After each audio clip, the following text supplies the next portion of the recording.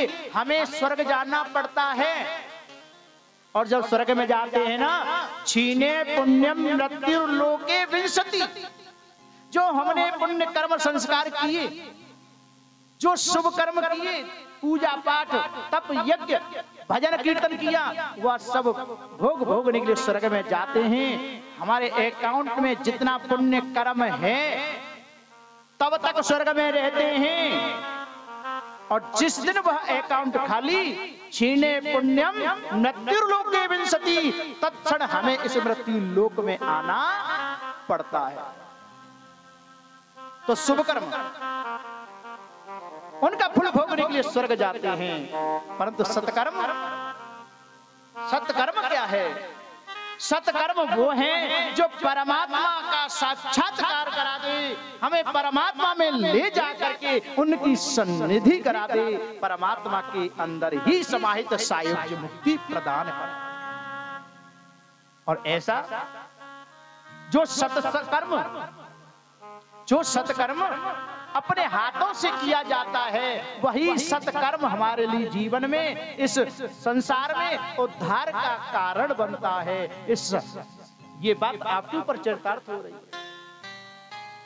आपने अब तक अपने जीवन में जो किया शुभ कर्म थे, परंतु परमात्मा को प्राप्त करने का साधन, परमात्मा की सन्निधि प्राप्त करने का साधन अब आप अपने ही हाथों से कर रहे हैं, अपने हाथों से कर। सत्कर्म अपने हाथों से किया जाता है, जो हमारे उद्धार करने का, भगवान के अंदर सम्मिलित कराने का, सायुज्य मुक्ति प्रदान करने का कारण होता है, जिसके करने से स्वयं आत्मा का कल्याण हो जाए, वही पुण्य है, वही सत्कर्म है। प्रेम से बोलो राधे। और देखो, सत्कर्म की प्रेरणा देना भी एक सत्कर्म है। प्रेम से बोलो राधे। आपके इस सत्कर्म में कहीं ना कहीं मैं भी सम्मिलित हूं, क्योंकि राधा माधव ने मेरे को प्रेरणा दी, और वह प्रेरणा मेरे माध्यम से आप तक पहुंची, और वह प्रेरणा आपने भगवान की प्रेरणा को प्राप्त करके आज ये सत्कर्म अपने हाथों से कर रहे हैं, जो इस लोक में काम आएगा और उस लोक में काम आएगा। मेरे राधा माधव की भक्ति आपको प्रदान करा देगा। प्रेम से बोलो राधे। सनत कुमार कहते हैं, हे नारद, सत्कर्म सूचको नूनम ज्ञान यज्ञ श्रतो बुधे श्रीमद्भागवतालापः सातौ गीता सुकार्दवी। सत्कर्म सूचको नूनम ज्ञान यज्ञ स्मृतौ बुधे। वह सत्कर्म कोई और नहीं, ज्ञान यज्ञ, श्रीमद् भागवत सप्ताह ज्ञान यज्ञ ही वो सत्कर्म है। आप उन्हें कथा सुना दो, कल्याण हो जाएगा। तब नारद जी की प्रार्थना करने पर सनत कुमारों ने हरिद्वार में आकर के भक्ति ज्ञान वैराग्य के कष्ट की निवृत्ति के लिए कथा सुनाई, और उनका मिलन हुआ बद्री का आश्रम में, केदारनाथ बद्रीनाथ। बद्रीनाथ जी में सनत कुमारों से और नारद जी का मिलन हुआ है, क्योंकि नारद जी कहते हैं भक्ति ज्ञान वैराग्य को चलने में दिक्कत है, बद्रीनाथ तक नहीं आ पाएंगे।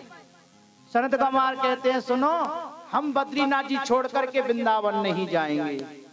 ये दुनिया के पहले ऐसे महात्मा हैं, सारी दुनिया वृंदावन जाना चाहती है और ये वृंदावन आना नहीं चाहते। अरे आएंगे कहां से? मेरी राधा रानी का बुलावा जो नहीं है, राधा रानी का बुलावा नहीं है।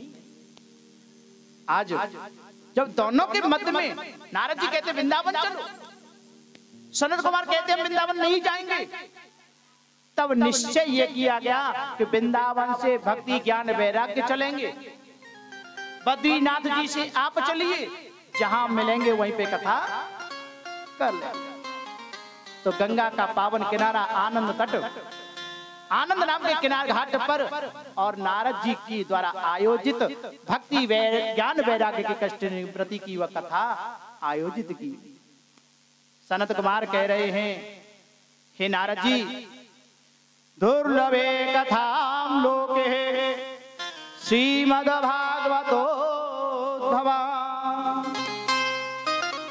कोटि जन्म समुत्थेन पुण्येनेव तु लभ्यते यत् फलं नास्ति तपसा न योगेन समाधिना अनायासेन तत्सर्वं सप्ताह श्रवणे लभे।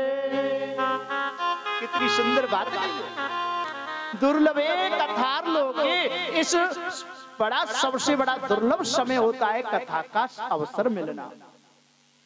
आजकल कथा तो होती है पर कथा के रूप में व्यथा ज्यादा होती है। प्रेम से बोलो राधे। 2 घंटे 3 घंटे कथा कहना और कथा कम, चुटकुल्ला सुनाना और बढ़िया बढ़िया चटकीले भजन गाना, जिससे माताएं खड़ी होकर नृत्य कर लें, उनका मनोरंजन हो जाए, भाई बंधुओं का मनोरंजन हो जाए। उसके बाद में जय जय की करके, मैं निंदा नहीं कर रहा, एक आजकल जो कथा की परंपरा सी बन गई है उस पर बात कर रहा। समाज का कल्याण हो इस भावना से कथाएं नहीं होती। अरे पहले कथाओं में 7 गांठ के बांस फट जाया करते थे, आज क्यों नहीं फटते सर?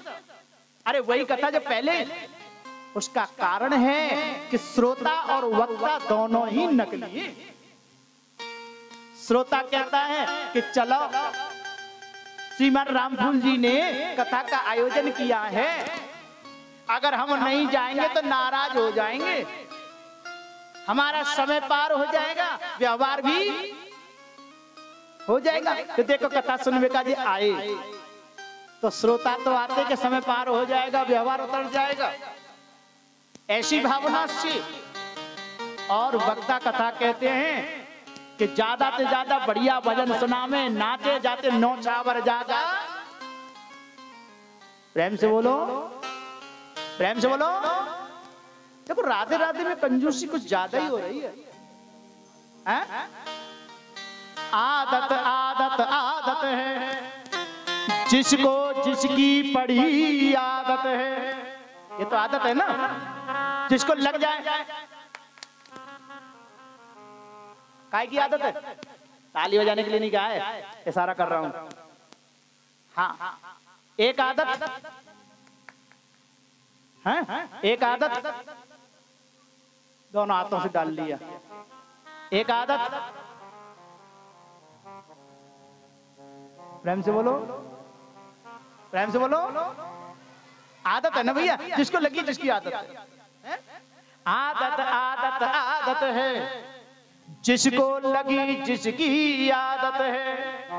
हम पर तो श्री जी ने की है कृपा, राधे राधे कहने की आदत पड़ी है। हम पर तो राधा रानी ने की है कृपा, राधे राधे कहने की आदत पड़ी है। इसीलिए बार बार ये राधे राधे मैं बोलता हूँ और आपसे भी बुलवाता हूँ। न जाने कब किस समय एक बार राधा नाम श्रद्धा भक्ति विश्वास से निकल जाए, बस उसी में हमारा कल्याण हो जाएगा, उसी में हमारा कल्याण हो जाएगा। प्रेम से बोलो हर हर।